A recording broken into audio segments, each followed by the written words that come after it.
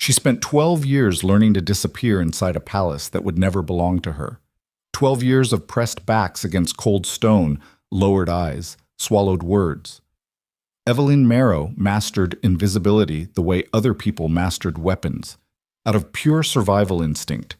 But tonight, in the grand hall of the Northern Crown, with a noblewoman's hand already cutting through the air toward a queen's face, every lesson she ever learned about staying silent screamed at her to step forward.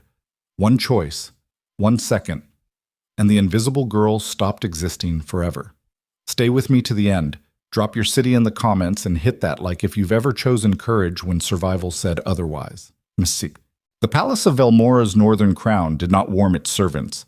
That was the first lesson every Omega learned when they came through the service gates. The stone walls held heat the way powerful men held mercy, which was to say, not at all.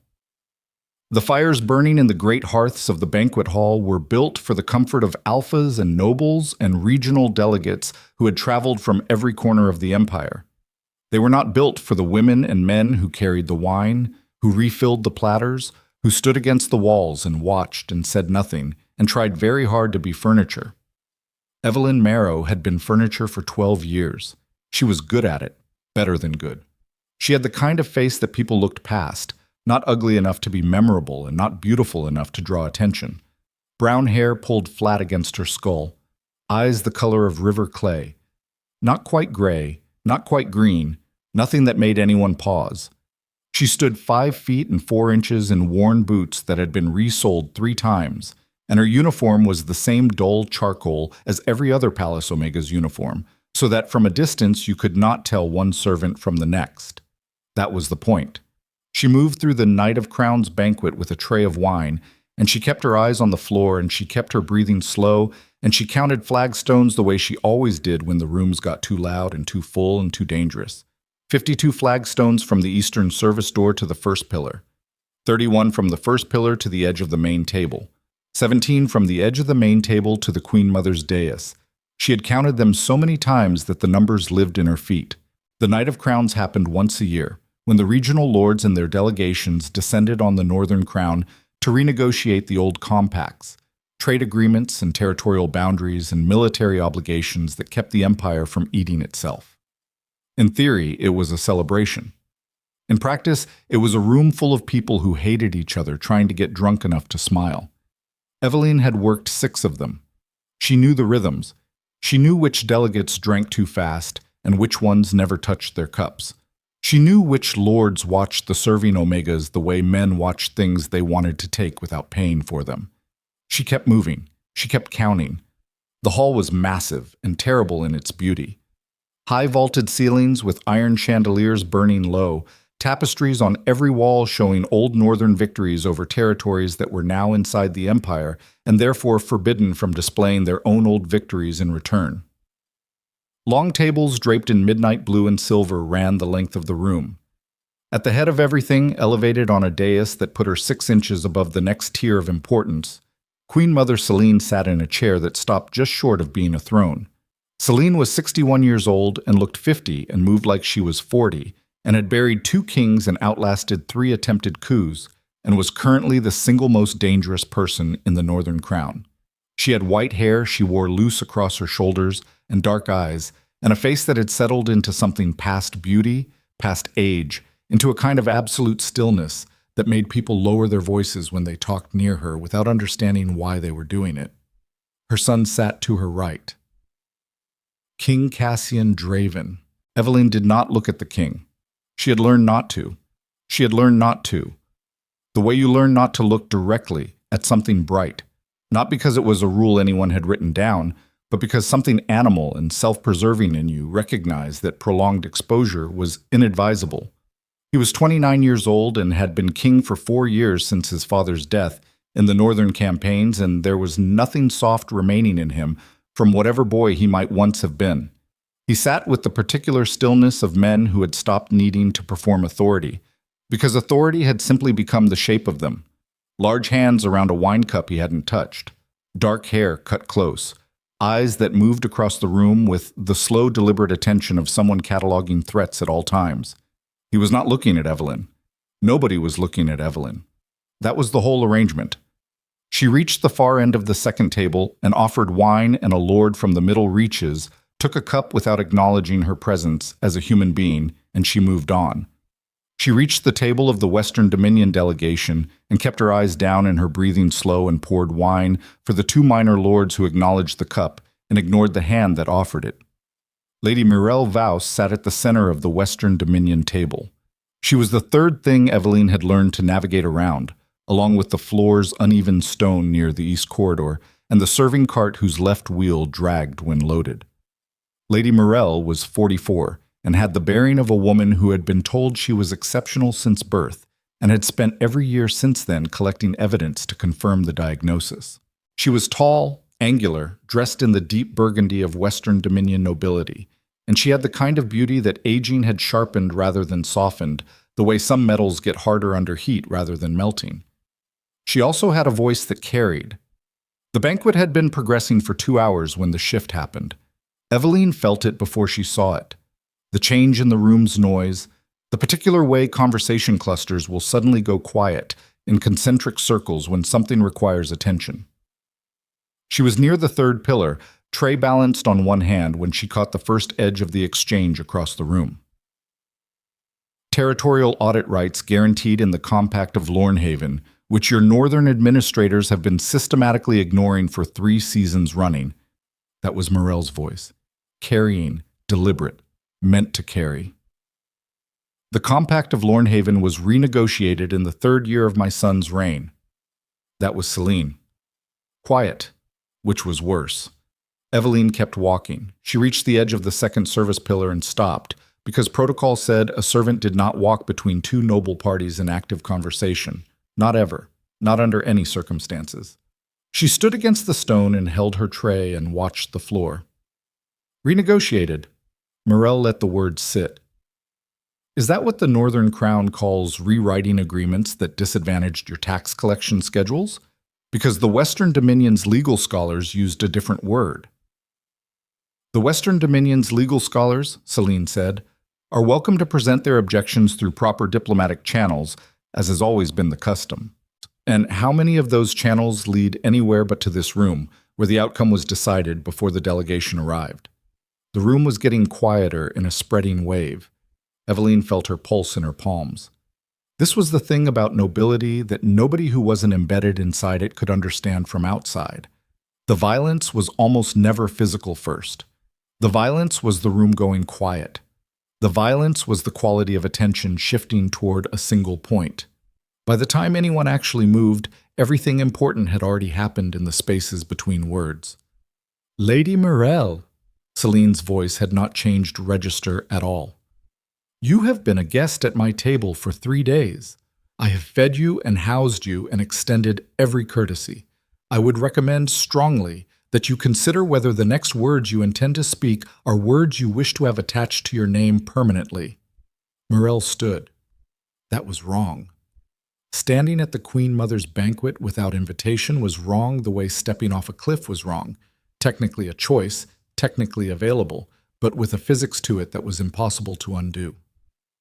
My name, Morel said, and her voice was now fully carrying wall to wall, floor to ceiling, into every corner of the hall that had gone completely silent, has been attached to every agreement this empire has broken in the last 4 years. I'm tired of sitting at a table and pretending the insult served is hospitality. Celine rose. Celine rising was different from Morel rising. Celine rising was like watching a piece of geography rearrange itself. She stood, and the 6 inches of elevation from the dais made her seem 10 feet tall, and the absolute quietude she wore like a second skin spread outward from her into the surrounding air.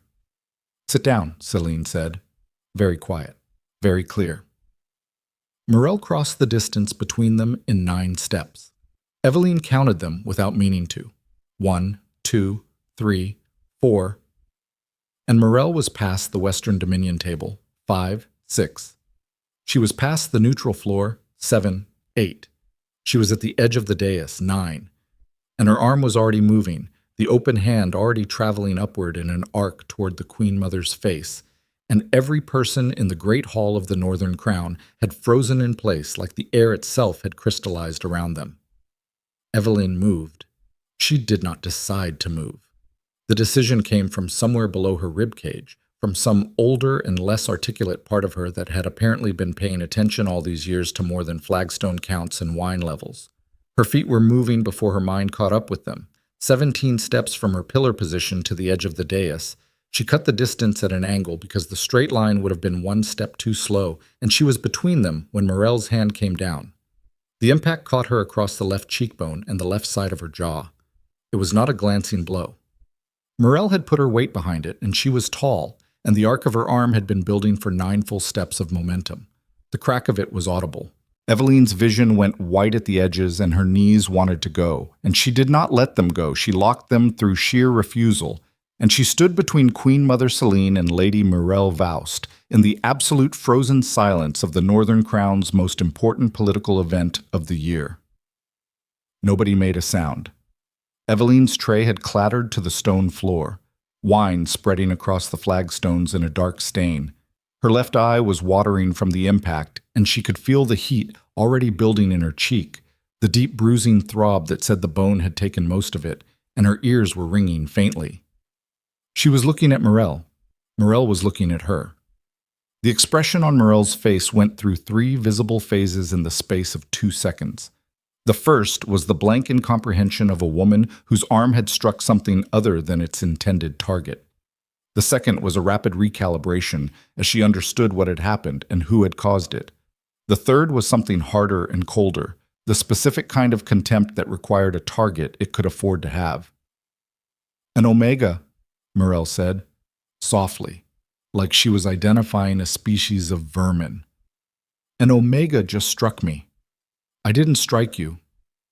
Evelyne's voice came out steady, and she was genuinely surprised by that because her hands were shaking against her thighs. "I stepped between you and the Queen Mother. You touched me. Your hand touched my face."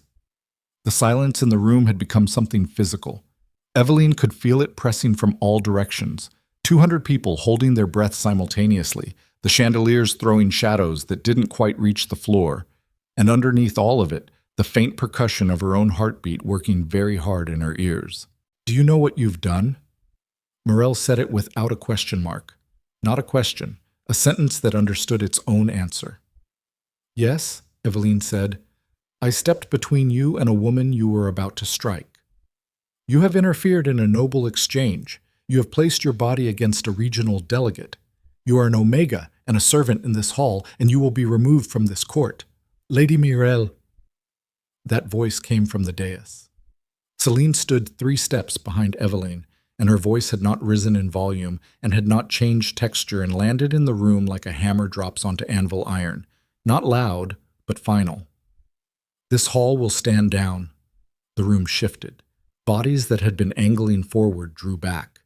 The Western Dominion table, which had half risen in the moment of confrontation, settled back into their seats with the particular reluctance of people who understood they had just lost something without being certain what. Morel held Evelyne's eyes for a long moment. Then she turned and walked back to her table. Evelyne stood in the space between the dais and the floor, and her vision was still white at the edges, and the left side of her face was beginning to swell, and her tray was on the flagstones, and the wine stain was spreading, and she was aware, with the specific and terrible clarity of someone who has just survived one disaster and is watching the next one materialize, that every single person in this hall was looking at her. She made herself breathe. She bent and picked up the tray. Standing back up brought a brief head rush from the impact, and she absorbed it without showing it, straightened her spine, pressed the tray against her ribs with both hands to stop the shaking, and lowered her eyes to the floor. Protocol said she should leave the hall through the service door. Protocol said she should not exist right now. She existed anyway. She moved. 52 flagstones from the dais to the eastern service door. She counted them. All 52 of them. She did not look up. She did not rush. She walked at the pace of a woman who was performing furniture again, who was trying to remember how to be invisible after she had very publicly failed at the only thing she had spent 12 years perfecting. She did not know that across the hall, at the head table, King Cassian Draven had not moved. She did not know that his wine cup was still in his hand and still untouched, and that his eyes had followed her from the moment her feet had moved from the pillar, had tracked the angle of her crossing, had watched the impact and the way she absorbed it and the way she refused to fall, had watched her pick up the tray with hands that shook enough for him to see from 40 feet away, had watched her straighten her spine. She did not know that he was still watching the service door long after it had closed behind her. She did not know any of that. She was in the corridor behind the hall, back pressed against cold stone, eyes closed, the tray on the floor again because her hands were shaking too badly to hold it. And she was breathing the way her mother had taught her a long time ago. Slow in through the nose, slow out through the mouth, count to 4 on each side, keep the body from deciding things were worse than they were. Her cheek was on fire. She pressed the back of her wrist against it and felt the swelling already forming under the skin. That was a significant mistake, she said to nobody, very quietly, in the empty corridor. She knew it was true when she said it. She had known it the moment her feet moved, but she also knew something else, something she hadn't let herself examine while she was still in the hall, something she only permitted herself to look at now in the dark and empty passage with the sounds of the recovering banquet, audible through the wall as a muffled roar. She had done it without hesitation. 12 years. 12 years of lowered eyes and counted flagstones and swallowed words and invisible living, and when the moment came, the invisible girl had stepped into the exact center of the most dangerous room in the empire and put her body between a noblewoman's hand and a queen. There was something in that she did not have words for yet. She stayed in the corridor until her hands stopped shaking. Then she picked up the tray and walked toward the kitchen. What? The kitchens were still running at full output. They would be for another 4 hours at minimum. And nobody there had the time or the attention to notice Evelyne's face until she set the empty tray down on the return counter and turned toward the washing station. What happened to you? That was Petra, the head kitchen omega, who had been running this floor for 20 years and had the build and the temperament of a woman who had made peace with everything life was going to throw at her and filed it all under acceptable. A misunderstanding, Evelyne said. Petra looked at her cheek with the flat, expert assessment of a woman who had seen a great many impacts in her time. That's not a misunderstanding. That's somebody's hand. Lady Morel Vaust's hand. The kitchen went quieter. Not the great hall quiet, not the terrifying political quiet, kitchen quiet, which was the quiet of people who worked near power and understood proximity to certain names as a kind of contamination. Evelyne, Petra's voice had dropped. Tell me you did not. I stepped between her and the Queen Mother. The silence stretched. Holy, no, you didn't. I did. You stepped between a Western Dominion delegate and the Queen Mother. Yes. Petra stared at her with the expression of someone watching a fire they had decided they were not responsible for. Girl, do you understand what that woman is going to do to you? I expect I'll find out soon enough. This isn't funny. I'm not laughing. Petra looked at her cheek again, at the swelling that had by now progressed to something visible across a room. And then she looked at Evelyne's face itself, at whatever was sitting behind Evelyne's eyes, and something shifted in Petra's expression. Not softening exactly. Recognition. You're not scared, Petra said. Not quite accusing, not quite admiring. I'm scared, Evelyne said. I'm just not sorry. That was the difference. She had recognized it in the corridor, and she recognized it again here, standing in the kitchen heat with the sounds of dishes and orders and running water around her. Scared was a fact, a physical condition, something happening in her nervous system that she was managing. Sorry was a verdict, and she hadn't issued it. Petra handed her a cloth soaked in cold water without speaking further. Evelyne pressed it to her cheek and went to work. She washed trays for the next 3 hours. She did not speak. She did not speculate.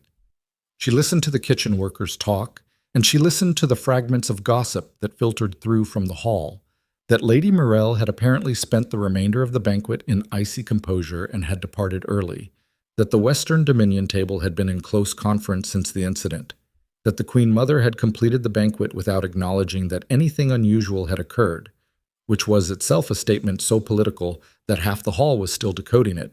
Nobody said anything about the king. At 2 hours past midnight, when the banquet had ended and the kitchen work had descended from full operation to cleanup, one of the upper household servants came through the kitchen door with the specific brisk purposefulness of someone carrying instructions. Evelyne Marrow. She set down the tray she was carrying. The Queen Mother wants to see you. Celine's private study was on the third level of the East Wing, behind a door that looked like every other door in the corridor, and was accessible through a passage that did not appear on the official palace schematics. Evelyne had never been above the second level in 12 years. She followed the upper household servant up the east staircase in her kitchen uniform with her cloth-cleaned hands and her swollen face, and she kept her breathing even. The servant knocked twice, opened the door, and left without entering. Evelyne walked in. The room was not what she had expected, though she could not have articulated what she had expected. Smaller than the formal rooms, 3 walls of shelves holding books and bound documents and folded maps, a fire that had been burning for hours and had reached the comfortable stage of deep red coals that gave heat without theater. A desk with a chair on either side. Celine was in the chair behind the desk, and she had changed from her banquet formal into something dark and plain, and her white hair was still loose, and she was holding a cup of something hot and looking at Evelyne with those dark eyes that missed nothing. "Sit down," Celine said. Evelyne sat. "Your name is Evelyne Marrow. You have been in the palace service for 12 years. Kitchen detail predominantly, hall service for large events." Celine looked at the swelling on Evelyne's face without commenting on it. "You are 24 years old. Omega designation. No formal education beyond basic service training." "That's correct." "Why did you step between us?" No preamble. The question was like Celine herself. No wasted space, no ceremony, the straight line from point to target. Evelyne looked at the fire for a moment, not avoiding the question, finding the accurate answer. "Because you were going to be hit," she said, "and I was in a position to stop it. Many people in that hall were in positions that could have been useful. None of them moved." "I know. You're not surprised by that." "No." Celine set her cup down and folded her hands on the desk. The gesture was deliberate, the way all her gestures were deliberate. Nothing happened in her body without permission from her mind. "Tell me what you think happens next," Celine said. Evelyne considered, not performing consideration, actually running the mechanics. "The Western Dominion will file a formal complaint. Lady Morel will frame it as an Omega attacking a noble delegate because that's the frame that gives her the most leverage. The complaint will demand punishment, most likely exile from court, possibly formal discipline. They'll use me as a pretext for something they were building toward anyway. The political grievance is real, or at least they believe it is. I was just a convenient mechanism." Celine was looking at her with an expression Evelyne had no framework to read. "How do you know any of that?" Celine said. "I've been in this hall for 12 years. "As furniture." "Furniture is in the room," Evelyne said. "It hears everything." The silence lasted long enough that Evelyne became aware of the fire's sound, the soft shifts of burning coal. "You are correct about the Western Dominion," Celine said. "The formal complaint arrived 2 hours ago. They are demanding that you be removed from court. They are using language that implies further action if the demand is not met within 3 days. A pause. "You have placed me in an interesting position." "I'm aware." "Are you? I put you in a position where punishing me looks like concession to the Western Dominion, and not punishing me looks like endorsing an Omega who interfered in noble politics. Neither option is comfortable." Celine studied her for a long moment. "My son is going to want to speak with you," she said. It was not phrased as a warning, but it landed like one. "I would prepare yourself for that conversation." "When?" "I imagine when he decides to have it." Celine picked up her cup again. "In the meantime, you will return to your quarters. You will speak to no one about tonight. Tomorrow, arrangements will be made." "What kind of arrangements?" Celine looked at her. "The kind that keep you alive," she said. "What?" Her quarters were in the northeast basement block, a room 6 feet by 9 feet with a cot and a shelf, and a window that faced the courtyard at ground level, so what she could see from it was mostly boots and wheels. She had made the room as close to organized as its dimensions allowed. A few books from the discard pile in the upper library. A piece of river-smooth stone she had found on the palace grounds that fit perfectly in the palm of her hand and that she had kept for no reason she could name.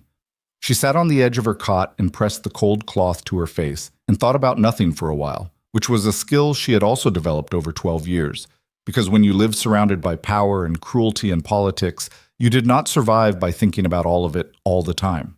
You learned to set it down in the evening. You learned to let the body rest even when the mind wanted to keep pulling at loose threads. But the thread tonight was different in kind. She had done something that could not be undone. That was the fact underneath all the other facts, the one she kept returning to. Not the Western Dominion complaint, not Celine's guarded calculation, not whatever the king's interest meant.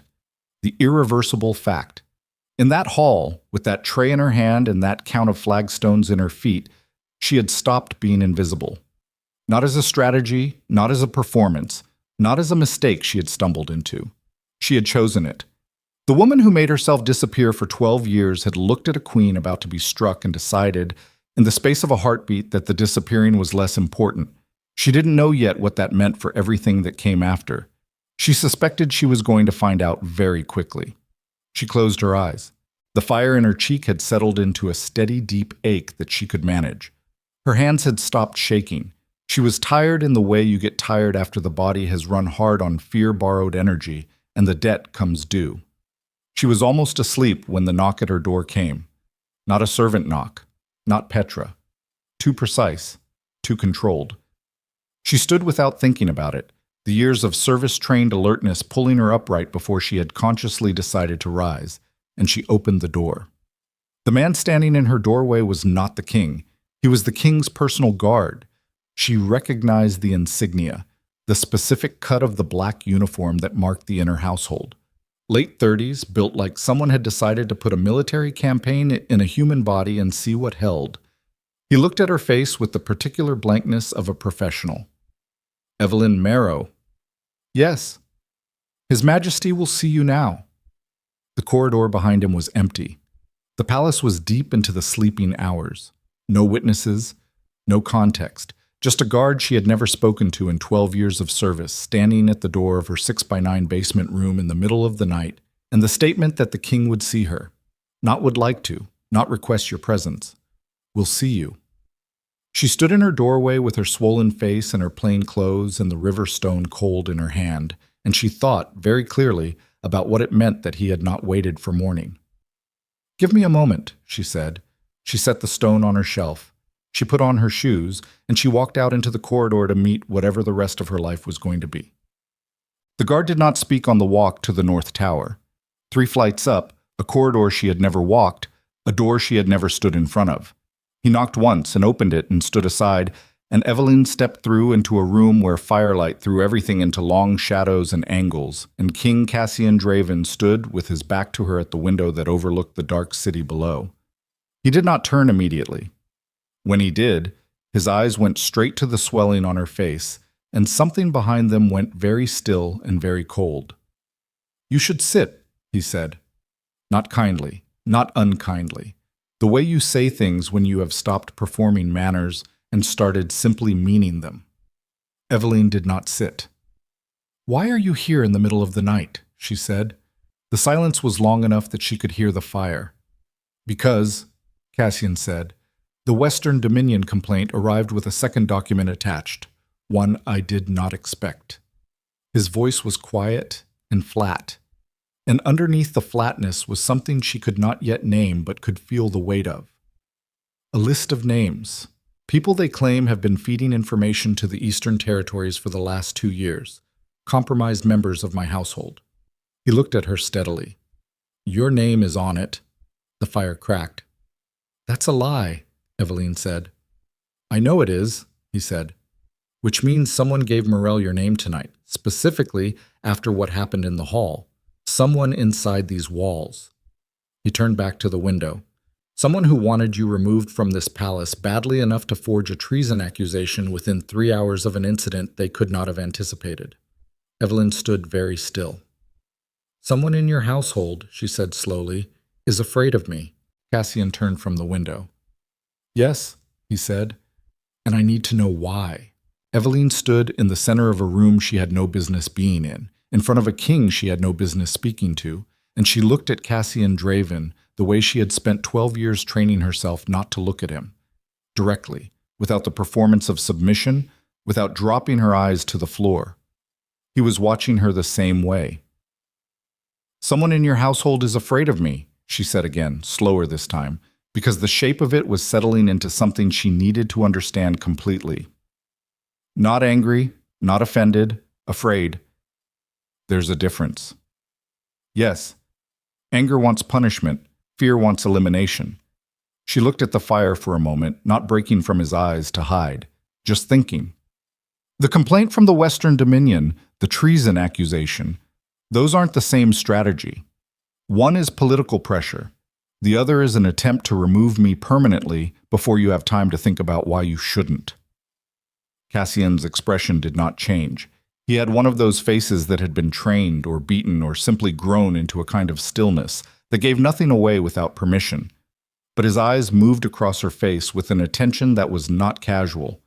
"You figured that out standing in my doorway," he said. "I figured it out while I was walking here." She met his eyes.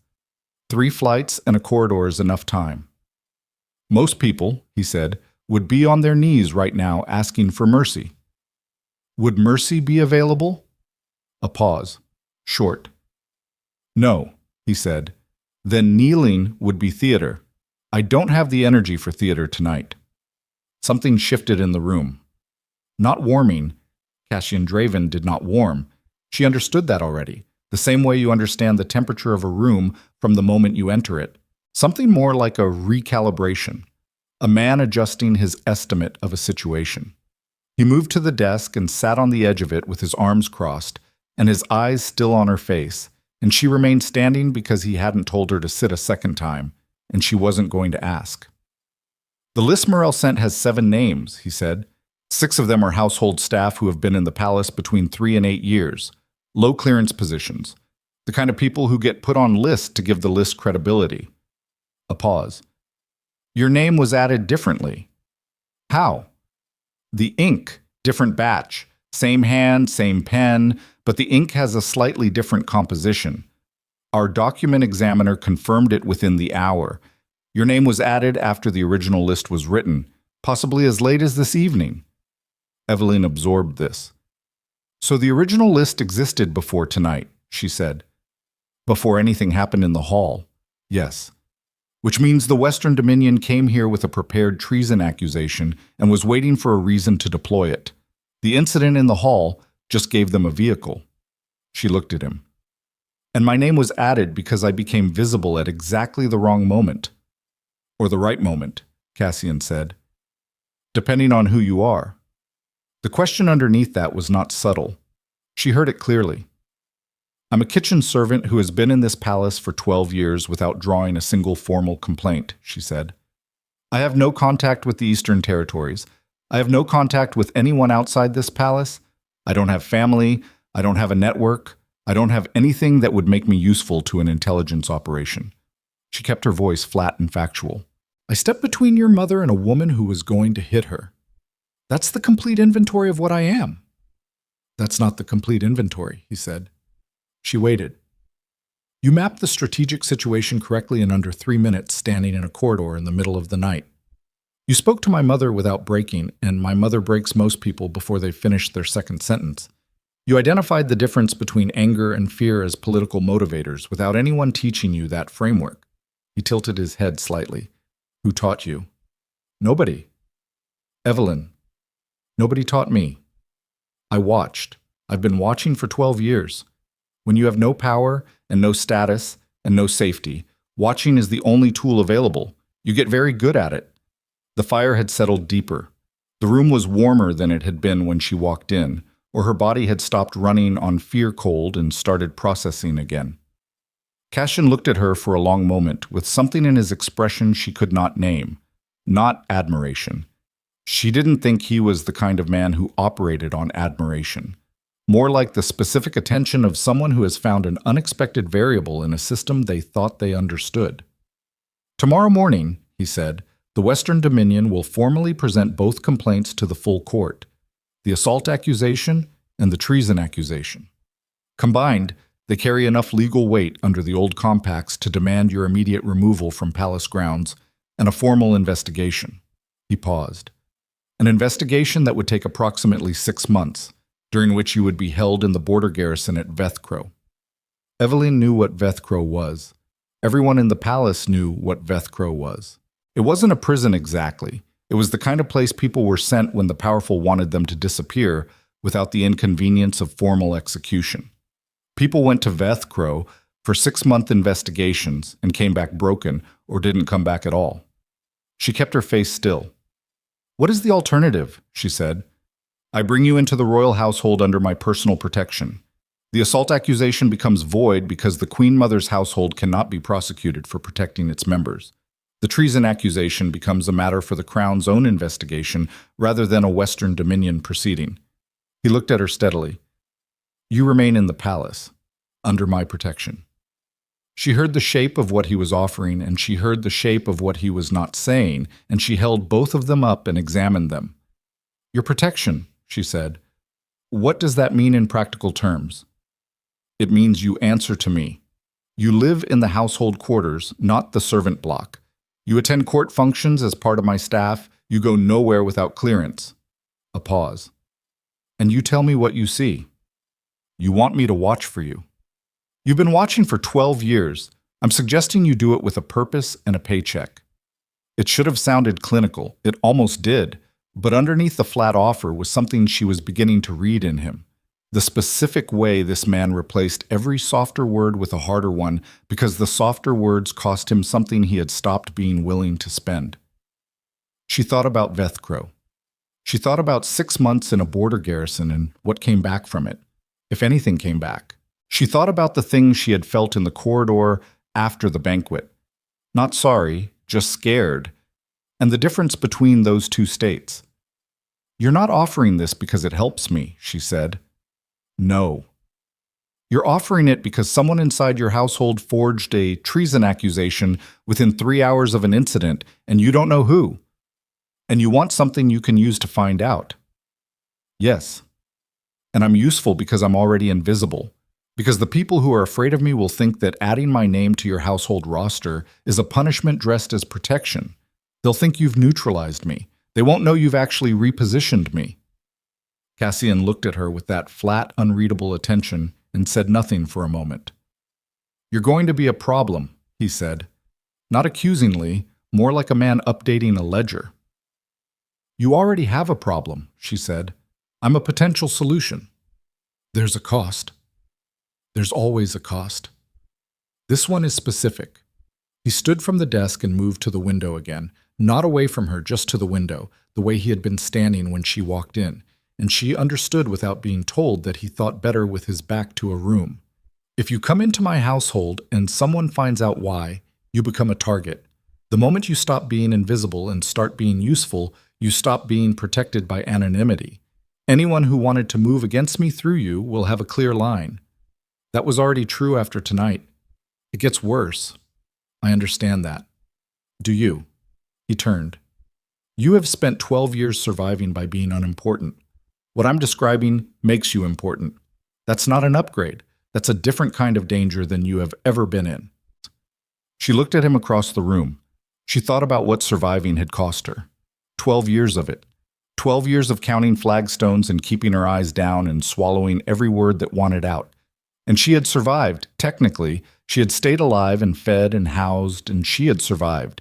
And tonight she had looked at a queen about to be struck, and her body had said that surviving was not actually the only thing that mattered. She had spent 12 years paying the cost of invisibility.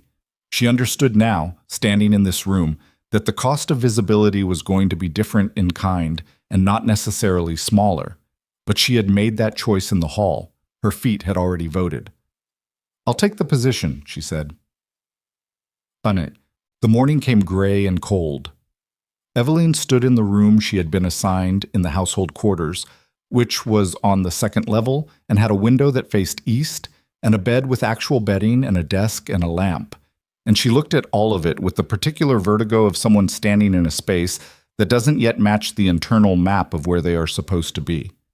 She had slept 3 hours. Her cheek had progressed from swollen to deeply bruised, a mottled dark blue spreading from the cheekbone toward her jaw. She pressed 2 fingers against it and felt the specific deep ache of healing tissue and thought, dispassionately, that it was going to look worse before it looked better. She was dressed in the plain dark clothes that had been left in the room, not a servant's uniform, not finery, something in between, the kind of garment that said attached to the household without announcing function, when the knock came. "Enter." The woman who came through the door was not a servant. She was 50 years old approximately, thin-boned and sharp-featured, with the kind of posture that took years of deliberate maintenance, and she was carrying a folded document and looking at Evelyne with eyes that did a full inventory in the space of 2 seconds. "Marin," the woman said, not introducing herself as a servant would, just her name, as a fact. "I oversee the household staff. His Majesty has asked me to orient you." "All right."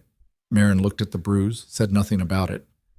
"The formal session begins at the 9th bell. You will attend as part of the household contingent.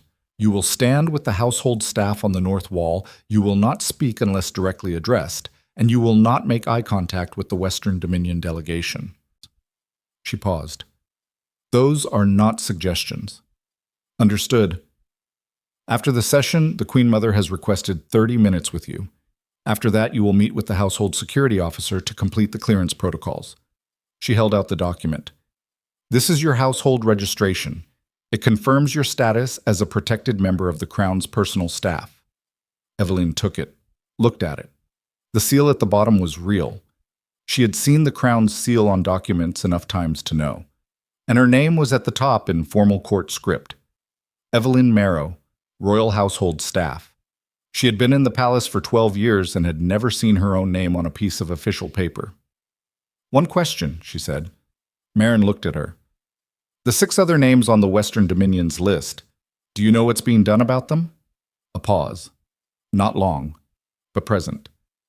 "That," Marin said, "is not a question for this morning," which was an answer. The formal session was held in the reception hall, which was larger than the banquet hall and colder, with the particular institutional chill of a room designed for formal proceedings rather than hospitality. The household contingent stood on the north wall in a line, 10 people, including Evelyne, and she stood third from the left and kept her face still and her breathing slow and watched. The Western Dominion delegation occupied the east side of the floor. Lady Mirelle Vaust stood at their center side, not seated, standing, a statement of refusal to adopt the posture of a petitioner. She was dressed in formal burgundy again, and her face was arranged in the expression of someone who had been practicing controlled outrage for several hours. Celine was on the dais. Cassian was not present yet. That absence was itself a message, delivered at a volume the entire room could read. The king had not arrived, which meant the king considered this matter to not yet have risen to his personal attention, which was a precise and deliberate diminishment of the Western Dominion's claim to urgency. Morel was aware of it. The set of her jaw said so. The formal reading of the complaint took 12 minutes. Evelyne listened to the language and parsed it while she listened. The assault accusation framed as Omega aggression against a noble delegate. The treason accusation presented as a serious security matter requiring immediate investigation. The language was clean, and the logic was internally consistent, and the delivery was practiced. Morel had prepared this. When the reading concluded, Celine sat for a moment in the particular silence of a woman who had already decided her response and was simply allowing the room to feel the weight of the pause. "The first complaint," Celine said, "describes an Omega servant who stepped between a noble delegate and the body of the Queen Mother. The complaint frames this as assault." Another pause. "The word assault requires contact initiated by the accused party." Lady Morel's hand made contact with my household servant's face. "I would invite the Western Dominion's legal counsel to consult their own records on the mechanics of assault before repeating this framing in a formal setting." Morel's expression did not crack, but something behind her eyes shifted. "The second complaint," Celine continued, "concerns a list of names presented as evidence of an intelligence breach. I have been advised that the physical document shows evidence of alteration." She looked at Morel directly. "The Crown takes accusations of treason extremely seriously. We also take seriously the fabrication of treason accusations. Both are grave matters. Both will be investigated thoroughly." The room was silent. The individual named in both complaints, Celine said, has been brought under royal household protection pending those investigations. This is the Crown's prerogative, and its decision is final. Morel said, quietly and precisely, the Western Dominion will note its formal objection. Noted, said Celine. The doors at the south end of the hall opened. Cassian Draven walked in. He walked in the way he apparently did everything, without hurry, without performance, with the specific quality of attention of a man who had already mapped every exit and threat in the room before he crossed the threshold. He wore the darker formal colors of the Northern Crown, and he walked to the front of the room and he looked at the Western Dominion delegation with an expression that communicated, in the most economical possible terms, that he had been informed, that he had made decisions, and that he was not particularly interested in further discussion. Lady Morel, he said, Your Majesty. Your delegation has been heard. The Crown's response has been delivered. I trust the Western Dominion has no further formal business before this session closes. It was not a question. Morel held his eyes for exactly as long as she could afford to, and then looked away. No further business, she said. Evelyne watched from the north wall as the session concluded and the room began to empty, and she watched Morel's delegation withdraw with the contained precision of people who had lost this exchange and were already calculating the next one. And she thought about what Cassian had said the night before. The moment you stop being invisible and start being useful, you stop being protected by anonymity. She looked across the emptying hall and found, without looking for it, that Morel had not fully withdrawn yet. She was at the east door, speaking quietly to one of her junior delegates, and as if feeling the weight of attention, she looked up and found Evelyne's eyes directly. The look lasted 2 seconds. In those 2 seconds, Evelyne read something she had been trained over 12 years to read in the faces of people who held power over her. Not the hot anger of someone who had been challenged, something colder. The specific calculation of a person who had just moved a piece on a board and was already thinking about the one that came next. Morel looked away and walked through the door. Evelyne kept her breathing slow. She thought about the 6 other names on that list. The people who had been on it from the beginning, the ones with real ink, the ones who were going to be handed to an investigation whose outcome had probably already been decided. She thought about what Marin had said. That is not a question for this morning. And she thought about the thing nobody in this palace seemed to have fully understood yet, about the woman who had just been repositioned from servant to household staff, that 12 years of watching had not just taught her to read rooms and faces and political calculations. It had taught her to read silence, to hear what a statement left out, to understand that what people did not say was often the most important architecture in any structure of power. Someone had put 6 real names on that list before tonight. Someone inside this palace had been feeding information to the Eastern Territories, or at minimum had constructed the evidence to make it appear that way, and had been sitting on that weapon and waiting. Morel had not built that list in 3 hours. She had brought it with her, which meant someone inside the Northern Crown had given it to her before the Night of Crowns even began. Evelyne stood on the north wall and felt the shape of that understanding settle into her like cold water, and she looked at the household staff standing around her. The 10 people she was now technically among, strangers to her, faces she had seen in corridors and never spoken to. And she understood with complete clarity that she was standing inside a palace where the enemy had already been for some time. She just didn't know yet which face the enemy was wearing. The 9th bell had long since rung when Marin appeared at her shoulder. "The Queen Mother will see you now," she said. Evelyne turned from the emptying hall. She had spent 12 years learning that survival required staying small. She was beginning to understand that the survival available to her now required something completely opposite, that the only way through what was coming was to become exactly what someone inside these walls was afraid of her becoming. She followed Marin toward the east wing. Behind her, the hall finished emptying, and the great doors of the Northern Crown closed with a sound like a verdict being delivered. 3 corridors away, in a room Evelyne had no way of knowing existed, a message was being written. It was addressed to no one whose name appeared in any official record. It said, in precise and careful language, that the situation had changed, that the asset's position had been compromised, and that the contingency would need to be activated. The message was sealed and handed to a courier who did not wear palace colors. By nightfall, it would be in the Eastern Territories. By morning, everything would begin moving faster than anyone in the Northern Crown was prepared for. The message had already left the palace before Evelyne sat down across from Celine. She did not know that yet.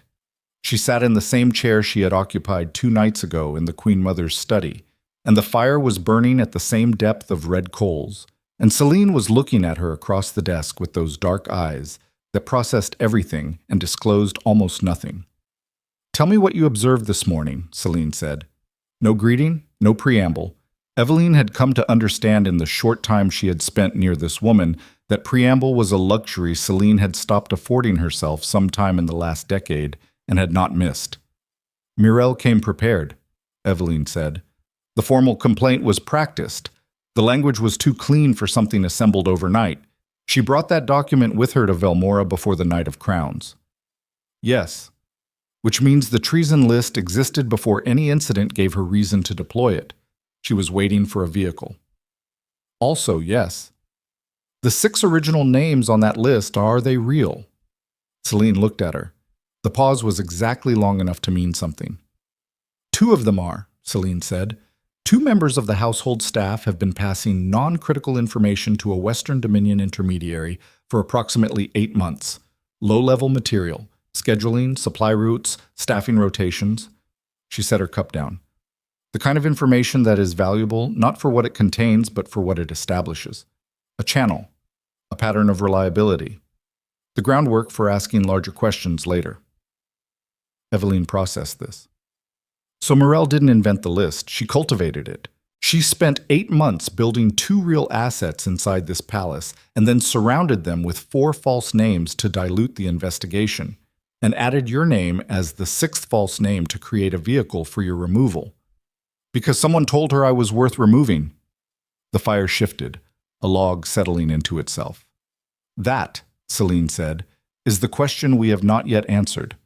They looked at each other across the desk, and Evelyne understood, sitting in that study with the cold pressing against the windows and the Empire's internal rot laid out between them like a map, that Celine had been navigating this particular landscape for years. The Queen Mother had not survived 2 kings and 3 coup attempts because she was lucky. She had survived because she had developed the specific and exhausting skill of trusting almost no one completely and reading everyone partially, and building her position from the intersection of those partial readings. It was the same skill Evelyne had been building from the basement level for 12 years. "You're going to teach me something," Evelyne said. "I'm going to teach you several things," Celine said. "Whether you retain them is your business." The next 3 weeks moved at 2 speeds simultaneously. On the surface, the palace returned to its functions. The Western Dominion delegation remained in residence. They had not been asked to leave, and leaving would have been a concession. And the cold formality between the Northern Crown's court and Mirelle's contingent became one of those institutional silences that everyone maintained carefully because breaking it would require acknowledging what it meant. Evelyne attended court functions as household staff. She stood in the correct positions and wore the correct clothes and kept her face arranged in the expression of someone performing a minor administrative role. She was, in the technical sense, visible, but she was watching with everything she had. Celine taught her in the evenings. Not lectures. Celine did not lecture. She presented situations. She described historical decisions and their consequences. She named alliances and explained the architecture underneath them, who owed whom what, which agreements were built on genuine mutual interest and which were built on mutual assured destruction. She talked about the Eastern Territories with the specific flatness of someone describing a chronic illness rather than an enemy, something that required constant management and never went away, and occasionally flared into something acute. Evelyne absorbed it the way dry ground absorbs water after a long drought, completely and without waste. And in the margins of all of it, she watched Cassian. She watched him the way she had watched everything in this palace. Not directly, not obviously, but with the peripheral attention that 12 years had made involuntary. She watched him in court sessions, in the corridors, in the brief intersections when household business brought her within speaking range. She watched him in the room they occasionally occupied simultaneously, Celine's study, which had become a kind of operations center. When he came to review intelligence reports and sat at the far end of the table and read with that complete focused silence that he brought to every task. He was not an easy man to watch. He gave very little away. But she had been trained on the hard cases, on the people who performed normalcy most convincingly, and she was beginning to learn the small inventory of tells, the way his jaw set when he was calculating something he hadn't solved yet, the way he went very still when something concerned him rather than tensing up the way most people did, the way he occasionally looked at her from across a room when he thought she wasn't tracking his attention, with an expression that was not quite any of the things she would have named if asked to guess. She did not examine that too closely. She had enough to manage. But it was Marin who broke first. Evelyne had not expected Marin. She had been cataloging the household staff for 3 weeks, their patterns, their allegiances, their small economies of loyalty and self-protection, and Marin had registered as competent, controlled, and cautiously neutral. The kind of woman who had survived long service by keeping her head below the line of fire and her opinions to herself. She should have read the control more carefully. She should have understood that in a palace full of people performing various degrees of composure, the ones performing the hardest were the ones with the most to hide. It was the 19th day of the winter assembly period. The Western Dominion delegation had been in residence for 3 weeks. Evelyne was in the records corridor on the 2nd level, returning documents to the household archive, when she heard the voices from the room at the end of the passage. She stopped, not dramatically, just stopped, and set the documents against the wall and listened. One voice was Marin's. The other she did not recognize immediately. Lower, male, speaking with the compressed urgency of someone running out of time. Move in too fast. Morel was supposed to draw the investigation out for another month. The investigation is not the problem anymore. Marin's voice, controlled but stretched thin at the edges, the way a rope sounds when weight has been applied that exceeds what it was built for. She's already mapped the supply route structure. I don't know exactly how much Celine has told her, but it's more than she should have access to. Then we accelerate. Accelerating means Cassian finds out before... Cassian finding out was always the end point. The question is whether he finds out before or after the assembly vote. A pause. Evelyne kept her breathing absolutely silent. The vote is in 4 days, Marin said. Yes. If the assembly votes to remove the household protection order, she's exposed. The treason investigation moves forward under Western Dominion jurisdiction, and she goes to Vethcro before the king can counter the ruling. We need 3 more assembly votes, and I have 2 confirmed. The male voice paused. The third is Heron. Evelyne knew the name. Lord Heron, Northern Inner Court, Cassian's father's oldest ally, a man who had been a fixture of the throne's inner circle for 30 years. Heron won't move against Cassian directly, Marin said. He doesn't need to. He just needs to vote that the household protection order constitutes royal overreach in a matter of Western Dominion jurisdiction. It's framed as procedural. He can tell himself it's not personal. Another pause, longer. What about the girl? Marin said. The girl is the key. Remove her and the investigation into the list falls apart. We lose the timeline, we lose the document examiner's findings. Everything goes back to Morel's original framing. The 2 real assets get swept into the Western Dominion's jurisdiction, they disappear, and the channel closes clean. And Cassian, the male voice said, is going to learn a lesson that kings eventually have to learn, that the empire's stability is more important than any single person's principles. Evelyne stood in the corridor and felt something cold move through her that was not fear exactly. It was the specific sensation of a person who has spent weeks building a map of a place only to discover that the map was missing an entire district. She had been watching the Western Dominion. She had been watching the household staff for the informant Celine had confirmed. She had been watching the assembly delegates and their patterns and their private conversations in the corridors. She had not been watching Marin, because Marin had been placed directly in her path, assigned to orient her, to manage her daily schedule, to be the face of institutional normalcy. And Evelyne had made the mistake that 12 years of service had trained her to make. She had watched the powerful. She had not adequately watched the person managing her access to the powerful. She picked up the documents from the wall. She turned and walked back down the corridor the way she had come, at the same pace she had arrived. and she went to the stairwell and descended 2 flights and went to the east wing. She needed Cassian. She found him in the strategy room with 2 of his military advisors and a map that covered most of the table. He looked up when she came through the door and read her face in a single glance and said to his advisors, "Leave us." They left without question. That told her something about what her face was doing. "Talk," he said. She told him. All of it. She told him quickly and without embellishment, the way Celine had taught her. Sequence first, interpretation second, conclusion last. She told him what she had heard and who had said it, and what it implied about the assembly vote in 4 days, and what it implied about Marin, and what it implied about the timeline. Cassian stood at the table with his hands flat on the map and listened without interrupting. When she finished, he was quiet for a moment. "Marin," he said. Flat. The word landing like something being set down with great care. "Yes.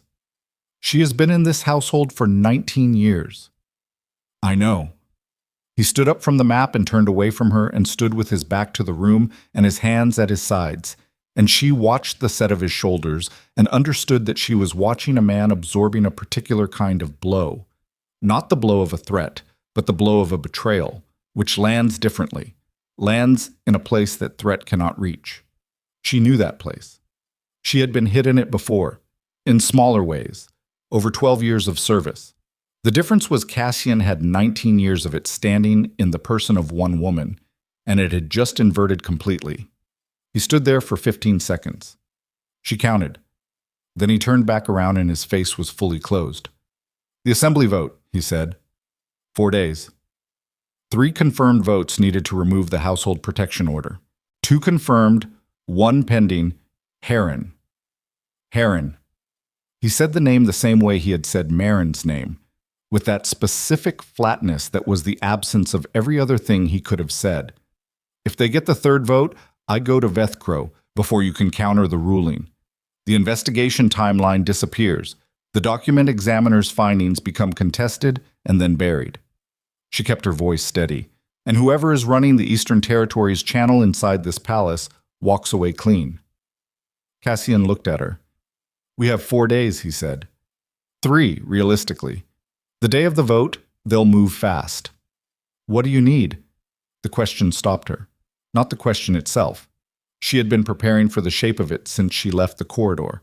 What stopped her was the pronoun. Not "what does the crown need?" Not "what do I need from you?" What do you need? "Access to the household record archive from the last 8 months, she said. "Specifically supply routing confirmations and schedule documentation. If the 2 real assets were passing that information, there will be patterns in the sign-off records. Dates, times, who countersigned." She paused. "And I need to know which 2 assembly members are confirmed against the vote. If I can map their relationship to Morel's delegation, I can find the mechanism she used to secure them. There's leverage in that." "To do what?" "To make voting against you more expensive than voting for you." He looked at her for a long moment. "You're describing counter-manipulation," he said. "I'm describing survival," she said. "Yours and mine. I'm open to distinguishing between those 2 things after we're both still standing." Something moved through his expression that was gone before she could name it. "The archive access will be arranged in the hour," he said. "The assembly member information I'll pull from Celine." He paused. "Marin. She can't know we've identified her. Not yet. If she goes quiet or disappears, the channel goes cold, and we lose the timeline." He understood that. She could see him understand it. The specific cost of it, which was leaving the traitor in her position and performing normalcy for 3 more days while she continued to move against them. "All right," he said. She was turning to leave when he said her name. Just that. No sentence around it. She turned back. He was standing at the table with the map of the empire spread under his hands and the firelight throwing angles across his face, and he was looking at her with that expression she had no framework for and was beginning to think she needed one. "You stepped between my mother and a woman who was going to hit her," he said. "You didn't know it would lead here." "No." "Would you do it again?" She thought about the corridor, about the 12 years before it, about the cost of invisibility and the different cost of being seen. Yes, she said. He nodded once, as if she had confirmed something he had already calculated. She left. She worked through the night. The archive records were exactly what she had expected. Dense, procedural, the kind of documentation that became invisible through sheer volume and therefore ideal for hiding patterns inside. She moved through them the way she moved through crowded rooms, not looking for what she expected to find, but watching for what didn't fit. A countersignature on a supply routing confirmation from 6 months ago. Marin's initials beside a secondary sign-off that should not have required Marin's level of oversight. A scheduling document where the time of a sensitive staff rotation had been entered, corrected, and then the original notation had been incompletely erased. Small things. The kind of things that meant nothing in isolation and built a structure when assembled. By the second hour, she had enough. By the third hour, she had the assembly member connections mapped. 2 lords with Western Dominion trade interests that Morel had spent 2 years quietly overextending, creating debts that were not officially documented and therefore not officially pressable, but were absolutely real in the private calculus of men who needed those trade routes to survive financially. It was elegant, in the specific ugly way that effective corruption was always elegant. Nothing traceable, everything felt. She sat back and looked at what she had built, and thought about what it meant to dismantle it. She thought about Marin. 19 years. Something, money, fear, ideology, personal grievance, had taken 19 years of loyalty and bent it slowly into its opposite. And the bending had been patient enough and gradual enough that nobody had noticed the angle of it changing. That was the thing about betrayal that made it so much worse than open attack. Attack came at you from outside. Betrayal was already inside when it moved. She thought about what Cassian's face had done for 15 seconds when he stood with his back to the room. She thought about what it cost a person to find out that the thing they had trusted was the exact instrument being used against them. She gathered the documents. She went to find Celine. She did not know, walking through the pre-dawn corridors of the Northern Crown toward the East Wing, that Marin had heard her footsteps in the corridor that evening, had heard them arrive and stop and remain still for 2 minutes and then retreat, had understood what that meant with the quick, terrible clarity of a person whose concealment has just been compromised. She did not know that a second message had gone out before midnight. She did not know that the timeline had just changed. She knocked on Celine's door, and it opened, and she stepped inside and looked at the Queen Mother, who was already awake, already dressed, already standing at her desk with an expression that said the night had delivered news before Evelyne arrived. "Sit down," Celine said. Evelyne sat. "A courier was intercepted 2 hours ago at the South Gate," Celine said. "He was carrying a message to the Eastern Territories. We have the contents." She looked at Evelyne steadily. "The message names you specifically. It states that the original extraction plan has failed and requests immediate escalation." She paused. "It also states that if the assembly vote cannot be secured in time, alternative methods should be considered for removing you from the situation." Evelyne looked at the documents in her hands. "Alternative methods," she said. "Yes." She sat in the chair in the Queen Mother's study with the fire burning down to coals, and the Empire's internal fractures laid out around her on every surface, and she understood with complete and merciless clarity what the next 3 days were going to require. Not watching, not gathering information, not the careful, patient, invisible work she had been doing for 3 weeks and for 12 years before that. Something different. Something that the woman she had been 2 weeks ago, the woman who counted flagstones and swallowed words and kept her eyes on the floor, could not have done. The invisible girl had already stopped existing the night she stepped forward in the hall. What replaced her was still being decided. She looked at Celine. "Tell me what needs to happen," she said. And Celine, for the first time since Evelyne had known her, looked at someone across a desk with something that was not calculation. "I think," Celine said carefully, "that you already know." The 3 days moved like a countdown that everyone in the palace could feel, but nobody was permitted to name. Evelyne worked without sleeping more than 2 hours at a stretch. She worked in Celine's study and in the records corridor and in the small anteroom off the strategy chamber that Cassian had cleared for her use, and she built her map of the Western Dominion's infiltration the way you build anything under pressure. Not cleanly, not elegantly, but completely, driving each piece into place with the specific urgency of someone who understands that incomplete work is the same as no work at all when the deadline is absolute. She found the second mechanism on the morning of the second day. It was in the supply routing records, buried in a chain of countersignatures that ran through Marin's office over a period of 7 months. A pattern of delays, not cancellations, not diversions, just delays, small enough to be explainable by weather or logistics or the ordinary friction of a large palace operation. But the delays were not random. They clustered around specific dates. And the specific dates, when Evelyne laid them against the intelligence briefing schedule that Celine had quietly provided, corresponded exactly to the windows when the Crown's northern garrison rotations were finalized and transmitted to the outer territories. Someone had been using supply delay notations as a timing signal, a way of communicating rotation schedules without communicating rotation schedules. Elegant, patient, built over 7 months by someone who understood that the most durable intelligence infrastructure is the kind that looks like administrative routine. She brought it to Cassian at the second hour past midnight. He stood at the table and looked at what she had laid out, and his jaw was set in the way she had learned meant he was calculating something he hadn't solved yet. He read through the documentation twice. He did not speak for a long time. "Marin built this herself," he said finally. Not a question. The structure is too specific to the household's internal rhythms. An outside handler would have needed months just to learn what Marin already knew. She didn't receive instructions on how to do this. She designed it. Evelyne kept her voice flat. She's been running this for 7 months, possibly longer before she established the supply delay mechanism. That was the refined version.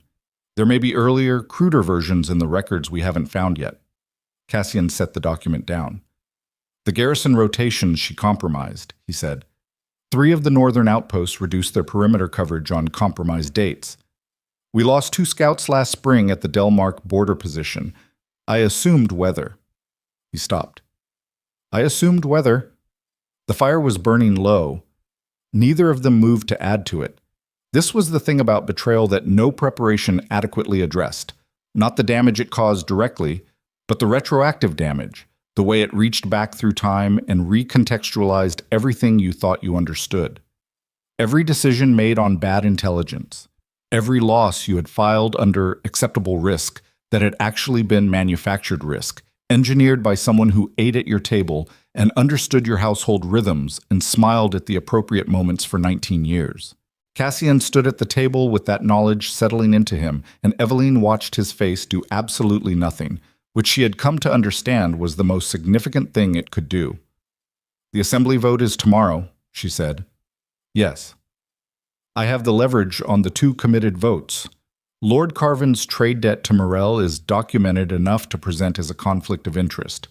He should have recused himself from any vote involving Western Dominion interests. If that's surfaced tomorrow morning before the session opens, he either recuses or votes correctly to avoid the appearance of impropriety." She paused. "Lord Fenn is simpler. He borrowed against his eastern land holdings to fund the trade extension. Morel holds the note. If that note were transferred to the Crown's financial office, his obligation changes hands." "I can have that transfer executed by dawn," Cassian said. "Then we need Heron." The name sat between them. "Heron," Cassian said, "has been my father's ally for 30 years and mine for 4. If he's moved against the protection order, he has a reason. And it isn't money and it isn't debt." "I know." She met his eyes. "I need to speak with him." Cassian looked at her. "He won't respect a household staff member walking into his chambers at midnight to threaten his vote," he said. "I'm not going to threaten his vote." "Then what?" "I'm going to tell him the truth about Marin and the garrison rotations and the scouts at Delmark. And then I'm going to ask him whether the man who served your father for 30 years wants the Western Dominion to walk out of this palace in 4 days, believing that a manufactured treason accusation and a corrupted assembly vote were enough to break the Northern Crown." She kept her voice steady. "Heron isn't bought. He's being asked to perform a procedural vote that someone convinced him was neutral. When he understands it isn't neutral, he'll recalculate." Cassian was looking at her with that expression she had stopped trying to name. "You have a very specific theory of what motivates people," he said. I've been watching people for 12 years with nothing else to do, she said. I'm usually right. A pause. Go, he said. Heron was 63 and awake when she knocked, which told her something. Old political survivors rarely slept soundly during assembly periods, their bodies having learned over decades that crisis did not observe polite hours. He opened the door himself and looked at her with the flat assessment of a man who had evaluated people his entire life professionally and had a working process for it. You're the Omega, he said. I'm Evelyne Marrow, she said. I need 20 minutes. He stepped back from the door.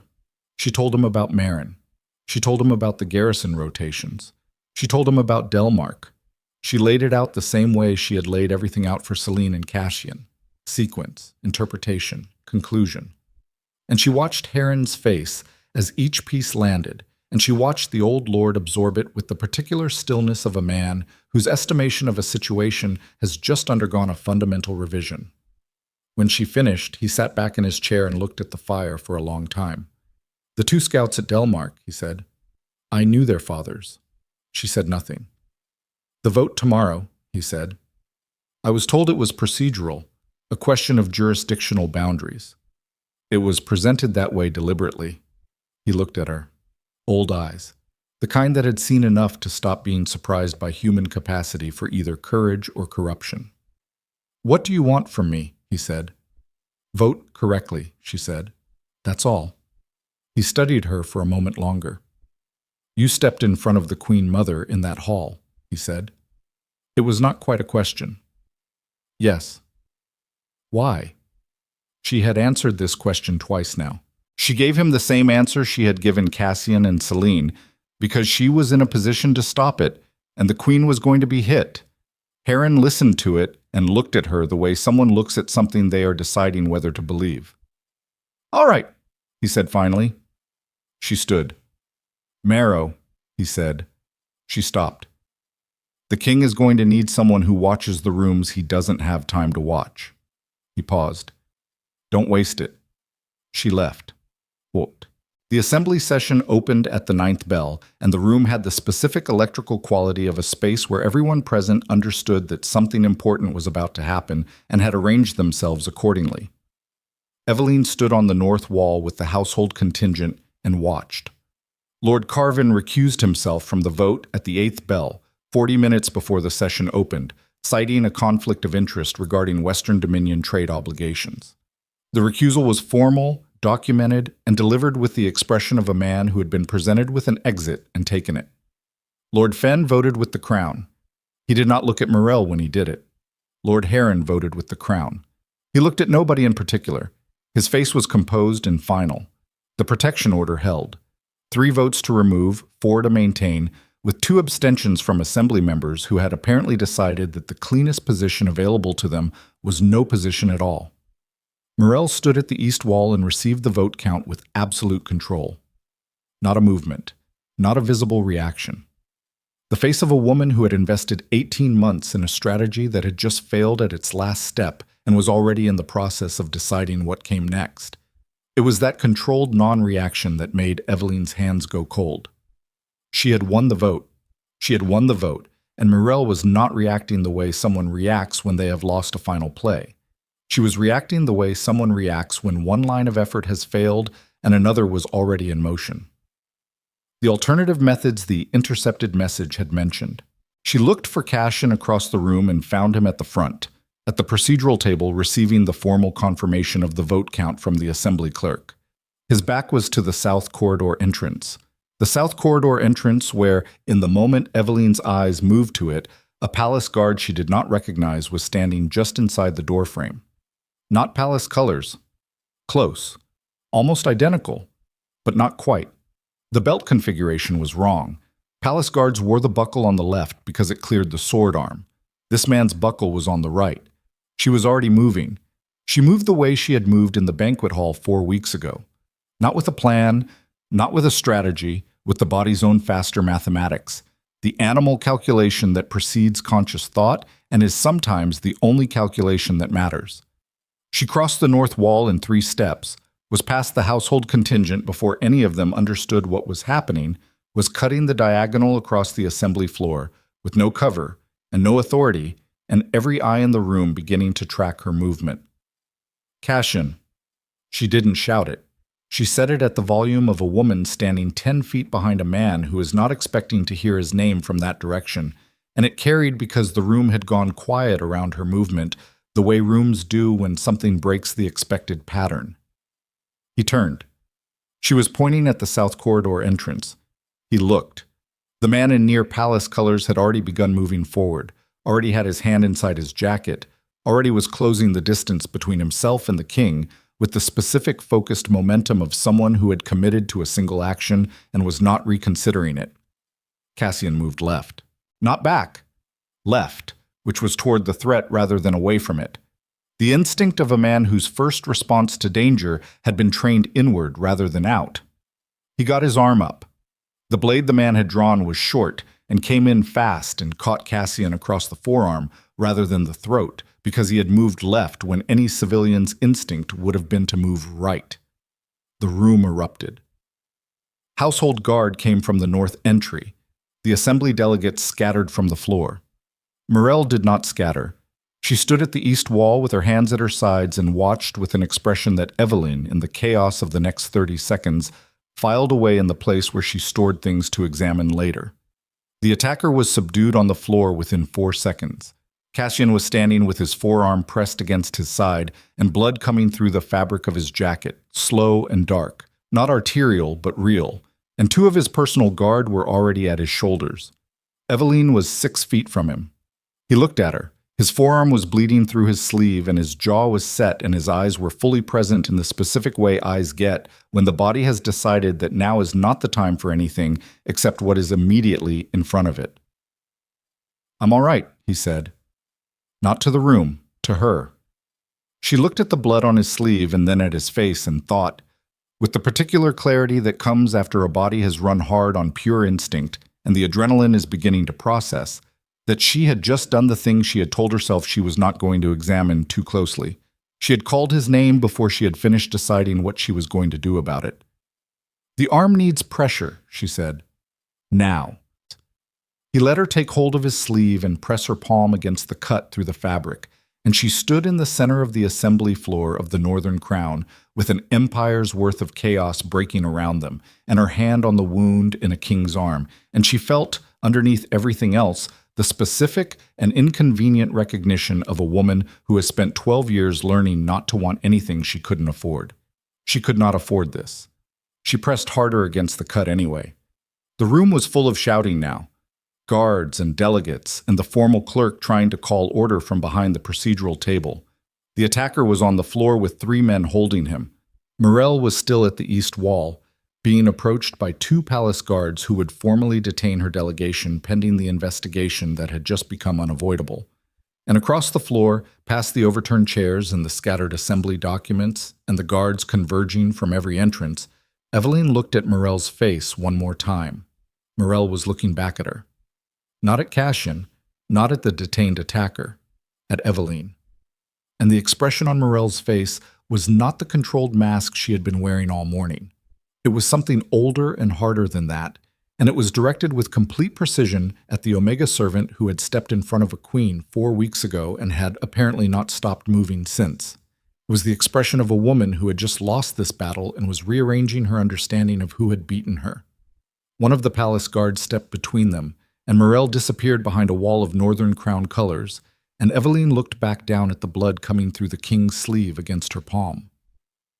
"Evelyne," Cassian's voice. Very close. She looked up. His eyes were on her face with that expression she had no framework for and was rapidly running out of time to keep pretending she didn't need one. "The south corridor," he said. "How did you see him?" "The belt buckle," she said. "It was on the wrong side." He looked at her for a moment that lasted longer than the situation required. "I need you to stay next to me," he said, "for the next hour." It was not phrased as a request. It also was not phrased as an order. It occupied the exact narrow space between those 2 things, the space that only existed between people who had stopped pretending the arrangement between them was purely functional. She did not look away from his eyes. "All right," she said. Around them, the palace was in full crisis motion. Guards moving, delegates contained, the assembly floor being secured, the formal machinery of a power structure responding to an assassination attempt, with all the furious systematic energy of an institution that had survived this before and intended to survive it again. Inside all of that, in the 6 inches of space between a king's arm and an omega's palm, something was being decided that had nothing to do with politics and everything to do with the two people occupying it. Evelyne kept her hand where it was. Outside the palace, the first riders from the Eastern Territories crossed the border into Velmora's northern roads, 23 armed men moving fast under cover of the assembly chaos, carrying orders that had been written 3 days ago when it became clear that the internal strategy was failing. The war that everyone in the Northern Crown had been pretending was not coming had just decided to stop waiting for an invitation. The 23 riders from the Eastern Territories never reached the capital. Cassian's outriders intercepted them 12 miles north of the Delmark position, the same border stretch where 2 scouts had died the previous spring on manufactured intelligence, on rotations compromised by a woman who had eaten at the palace table for 19 years. The interception was not clean. 3 of Cassian's men took injuries. 1 of the Eastern riders died in the engagement. The remaining 22 were bound and brought back to the northern garrison under guard, and by the time the pale winter sun had cleared the tree line, the first military incursion into Velmora's northern territory in 4 years had been contained before it became a battle. But contained was not finished. Everyone in the Northern Crown understood that. The Eastern Territories had sent 23 men. They had more. The week that followed moved with the specific grinding momentum of a machinery that has been set in motion and cannot be stopped, only directed. Cassian left the capital on the 3rd day with 400 cavalry and the particular focused silence of a man who had stopped deliberating and started executing. He did not make a speech. He did not gather the court. He reviewed his command officers in the strategy room at dawn, issued his orders in the flat, precise language of someone who had been trained to war before he was trained to governance, and rode out through the north gate while the city was still mostly asleep. Evelyne watched him go from the second-level window of the east wing. She watched the column move through the gate and down the road that disappeared into the gray morning, and she held the river stone from her old basement room in her hand. She had retrieved it the day after the assembly session, for no reason she could have articulated except that it fit in her palm and her hands had been shaking too much for too many days, and the weight of it helped. And she stood at the window until the last rider disappeared around the bend in the road. Then she turned from the window and went to work.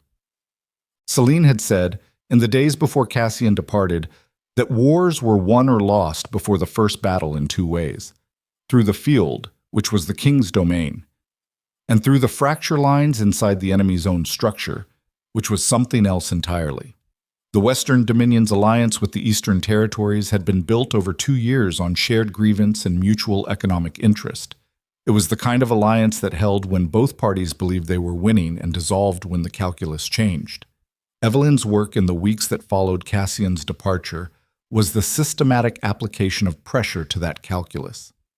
She worked with Celine and she worked alone, and she worked through intermediaries that Celine had cultivated over decades: trade envoys, diplomatic attachés, the secondary and tertiary figures in allied territories who had their own interests that did not perfectly align with the official positions of their lords. She mapped the Western Dominion's internal tensions with the same patient attention she had brought to the household archive records, building the picture from small pieces, from the pattern of what people didn't say as much as what they said. She found the fracture at the 5th week. It was financial, as most structural fractures in empires eventually were. The Western Dominion's military mobilization had been funded on the assumption that the Eastern Territories would contribute equal resources to a shared campaign. The Eastern Territories, it turned out, had promised equal resources without having them. They had been counting on a quick political victory: the assembly vote, the removal of the protection order, the manufactured treason case collapsing Cassian's household from the inside. That would make military engagement unnecessary. When the quick political victory failed, the financial architecture underneath the alliance became visible. Evelyne presented the documentation to Celine on a morning in the 6th week, laid out across the study desk in the same methodical sequence she had learned from the woman sitting across from her and Celine read it with those dark, unhurried eyes and was quiet for a long time. "You found this in 6 weeks," Celine said. "The information was available. It just needed to be assembled." "My network took 3 months to establish the same connection in the last campaign period." Celine looked at her with something that was not quite warmth, but was the closest thing to it that Celine's face appeared to produce. "What do you want to do with it?" "Send it to the Western Dominion's 3 largest trade creditors, not as a threat, as information. Let them draw their own conclusions about the risk profile of a military adventure that is already underfunded on the eastern side." Evelyne met Celine's eyes. "When creditors get nervous, they communicate that nervousness to the parties they've extended to. Lady Morel is going to start receiving messages from people who financed her mobilization, asking when the campaign is going to produce returns. That kind of domestic pressure doesn't show up on a battlefield, but it is just as real." Celine looked at the documents for another moment. "Do it," she said. Chet. The campaign lasted 9 weeks in total. Cassian fought 3 engagements in the Northern Territories, one at the Delmark position, one at the high pass above Vethren, one at Black Hollow Pass where the Eastern Territories' main force had consolidated after the first 2 losses. Evelyne received dispatches every few days, written in the terse operational language of Field Command, and she read them in the strategy room and added their contents to the map she maintained on the table, and she did not let herself think too specifically about the man writing them until after she had processed what they said. She was not always successful at that. The dispatch from Black Hollow Pass arrived on a morning in the 8th week, and it was longer than the others. It described the engagement in detail. The Eastern Territories' force, significantly larger than initial intelligence had suggested, a flanking maneuver that had nearly collapsed the left line, the 3 hours of close engagement before the enemy formation broke. It described the outcome. A decisive Northern Crown victory, the Eastern commander captured, the remaining force scattered across terrain that winter would finish. The last line of the dispatch said, "We hold the pass." 3 words. She read them 4 times. She set the dispatch on the table and pressed both palms flat against the wood and breathed. The Western Dominion had recalled its forces 2 weeks prior. The trade creditor pressure had worked exactly as she had calculated. Morel had spent the final weeks of the campaign trying to hold together an alliance that was dissolving from the financial side while losing on the military side, and she had eventually chosen the exit that preserved the Western Dominion's economic infrastructure at the cost of the Eastern Territories campaign. It was a rational choice. It was also an abandonment, and the Eastern Territories would not forget it, and Morel would spend years managing that consequence. The empire held. Not cleanly, not without cost, but it held. Cassian returned to the capital on a gray afternoon in the 10th week.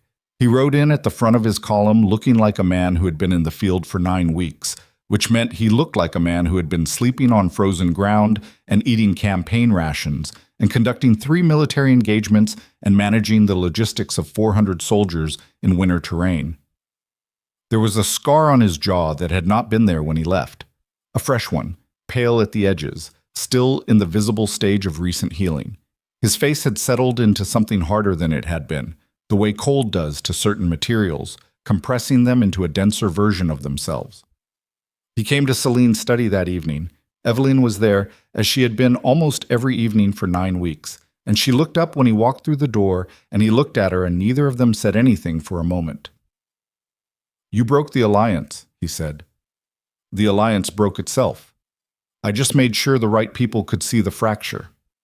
He sat down at the table across from her. Not at the end, where he usually sat when reviewing intelligence materials. Across from her, the way you sit when you are speaking to someone rather than working beside them. He looked tired in the way that went deeper than sleep debt, the specific exhaustion of someone who has spent 9 weeks making decisions that cost lives and carrying that weight without putting it down because there was nowhere to put it. She had seen that look before, on different faces, on people who had survived things and come out the other side and discovered that surviving did not mean the cost was paid, only that you were the one left holding it. "The scouts at Delmark," he said. "Yes." Their names were Corin and Mast. Corin had been in the northern garrison for 6 years. Mast was 22. He said it flatly.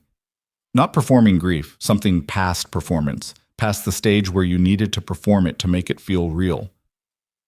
I visited their families before I came back. Both families in the same village. Their mothers knew each other. She looked at him. "What did you tell them?" she said. "The truth. That their sons were killed because someone inside the palace compromised the rotation schedule, and that the person responsible is in custody and will be tried, and that I am sorry." He paused. "One of the mothers asked me if being sorry brought her son back. I told her no. She told me to leave." He stopped. The fire was burning at medium depth, and the room was warm, and outside the window the capital was beginning its evening sounds. Carts, voices, the ordinary machinery of a city that had not been touched by the war that had moved through its northern territories like a slow, terrible tide. "You couldn't have known," Evelyne said. "No, but I trusted the structure that allowed it to happen. 19 years of Marin in that position, and I never looked at the supply routing records myself. I trusted the structure." He looked at her. "You looked. In 3 weeks you looked at what I hadn't looked at in 4 years of rule. I looked because I had nothing else to do with my attention, because I had no power and no status, and no access to anything except the rooms I was put in and the patterns of the people around me." She kept her voice even. "That's not a virtue. That's what invisibility produces when you've been doing it long enough. It saved my life in that assembly room. The belt buckle was on the wrong side." "Evelyne," she stopped. He was looking at her with the expression she had spent 4 weeks telling herself she didn't need a framework for, and she understood sitting across this table from a man who had just ridden 9 weeks of war and visited the mothers of 2 dead scouts, and come directly here that she had run out of time to keep not naming it. "I've been thinking about what I want to say to you since the 2nd week in the field," he said. "I had a great deal of time to think in the field. What did you decide?" "That I'm not good at this." He said it without apology, but also without the defensive armor she would have expected a week ago. Just a flat, honest assessment of a personal limitation. "I was made for governance and war. I understand systems and threats and the mechanics of power. I do not have a reliable history of understanding what I actually want from another person versus what is strategically useful." "I know," she said. "I know you know." The edge of something that was almost dry moved through his voice. "I watched you figure it out in approximately the 1st week. I watched you watch me figure it out." He looked at her. "I want you to stay," he said. "Not in the household, not in your current position, not performing the role that was assigned because it was strategically useful." He let the sentence stand on its own without adding any of those qualifiers, and she understood that the absence of qualifiers was the most significant thing about it. She thought about the basement room, the 6x9 walls, the window that showed her boots and wheels, the river stone on the shelf. The 12 years of learning to take up as little space as possible, to want as little as possible, to need as little as possible, because wanting and needing were liabilities in a world where you had no leverage and no protection. She thought about what it had cost her to live that way, the specific ongoing tax of it, paid out in small daily increments for so long that she had stopped consciously registering the payment. She thought about what it had cost her to step forward in the hall, and what it had cost her to keep stepping forward after that, and whether the sum of those costs was something she would choose again. She already knew the answer. She had known it in the corridor after the banquet, standing with her hands shaking and her cheek on fire, not sorry, just scared, and the difference between those 2 states meaning everything. "I'm staying," she said. He reached across the table and set his hand over hers. Not a dramatic gesture. The deliberate, unpracticed movement of a man who had decided to do a thing and was doing it without embellishment. His hand was cold from the road. She could feel the specific roughness of 9 weeks of field work in his palm. She turned her hand over. They sat like that for a while with the fire burning and the city settling into night outside, and neither of them finding it necessary to fill the space with more words. The trials began in the winter. Marin's was first, and it was conducted without public theater, the way Cassian conducted most things, in the formal chamber, with proper legal documentation, with the supply routing evidence and the document examination findings, and the testimony of the Eastern Territory's captured commander presented in sequence. Marin made no defense. She sat through the proceedings with the composure she had always worn, and she looked at no one in particular, and she received her sentence with the same stillness she had brought to everything. Life in the northern garrison. Not Vethcrow. Cashin made that decision himself and did not explain it publicly, though Evelyne understood it. Vethcrow was where people disappeared. The northern garrison was where you lived with what you had done, which was a harder sentence in the long run. Morel was a different calculation. She was a noble delegate from an independent territory, and the Western Dominion had withdrawn before the campaign's end, which gave her a narrow legal standing that could not be simply dismissed. Cassian and Celine spent 3 weeks negotiating the terms.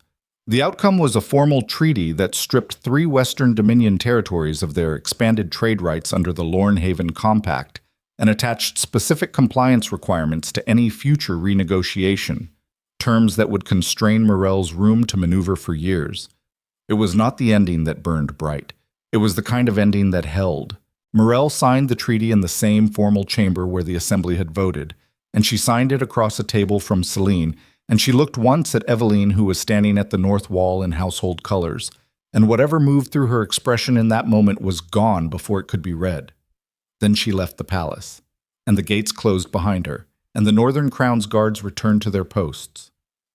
1 year after the Night of Crowns, Evelyne stood on the east battlement of the palace with the capital spread below her, and the late afternoon light coming across the rooftops in long horizontal bands, the color of cooling iron. She had the river stone in her hand. She had kept it through everything, through the basement room and the household quarters and the 9 weeks of war work and the trials and the months of rebuilding that came after.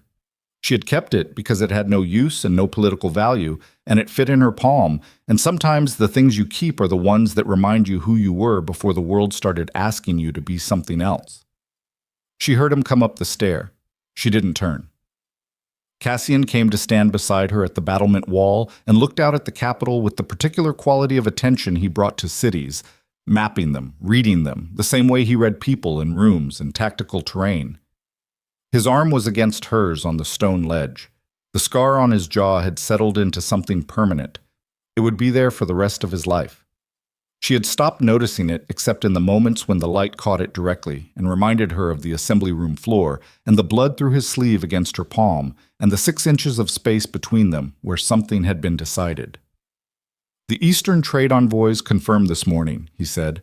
"The Eastern Territory's new government will sign the border compact before spring." "I know, Celine told me." "You knew before I did." "Celine told me first." "She does that." No edge to it.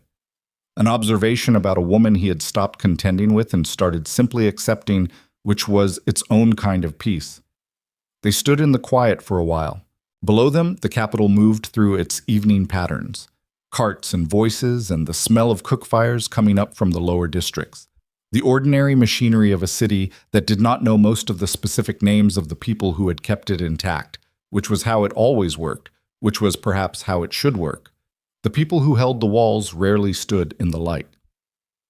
"The Omega protection reforms go before the assembly next month," Evelyne said.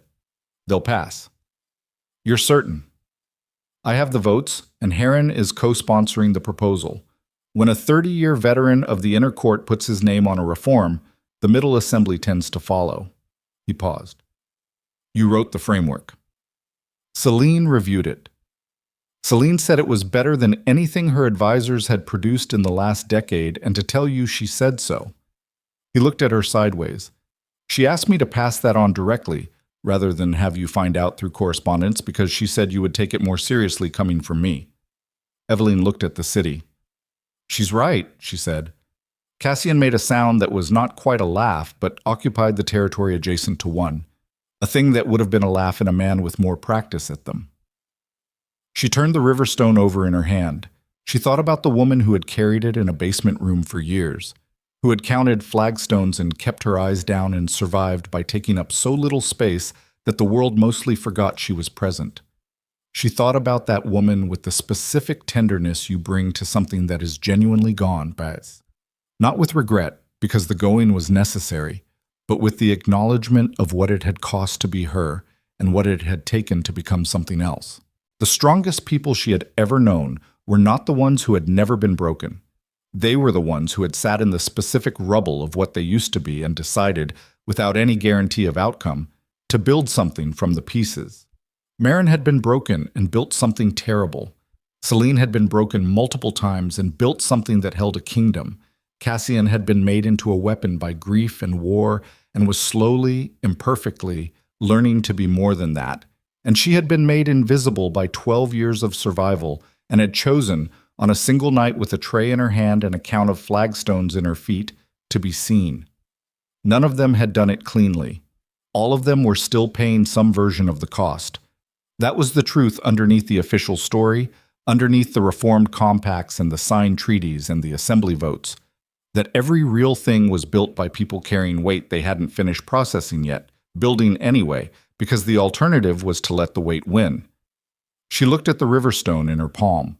She set it on the battlement ledge, not throwing it, not performing a gesture, just setting it down in the last light of the afternoon on the stone wall of a palace that had not been built for her and that she had helped hold together anyway, and leaving it there. Cassian looked at the stone and then at her. "You've carried that since I've known you," he said, "since before you knew me." "What does it mean?" She thought about it. The honest answer. "It was something I kept because it had no use," she said. "When everything you own has to justify its place, you hold on to the things that don't. They remind you that you exist outside of what you're for." She looked at the stone on the ledge. "I don't need the reminder as much now." He looked at her face in the last of the light. "No," he said quietly. "You don't." Below them, the capital continued its evening.